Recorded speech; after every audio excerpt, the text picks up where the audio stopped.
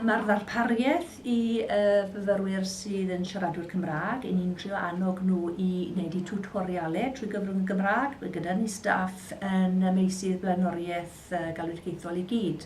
Mae yna un o leia ym mhob maes, so felly ni'n trio annog myfyrwyr i wneud eu tiwtorials trwy gyfrwng y Gymraeg fel bod nhw'n cynnal i sgiliau llafar.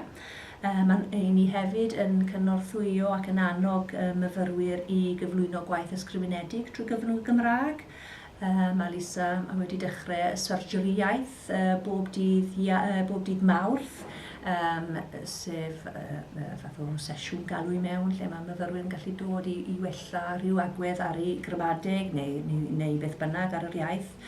I ni hefyd yn rhoi cymorth i fyfyrwyr i jyst datblygu sgiliau Cymraeg ar gyfer y gweithle pan mae, fel enghraifft, criw o fyfyrwyr gofal plant mynd allan i'r gweithle. I ni'n trio paratoi nhw gyda'r ymadroddion sydd eisiau arnyn nhw, yr adnoddau sydd eisiau arnyn nhw mwyn cyfrannu i awyrgylch Cymraeg y lleoliad gwaith.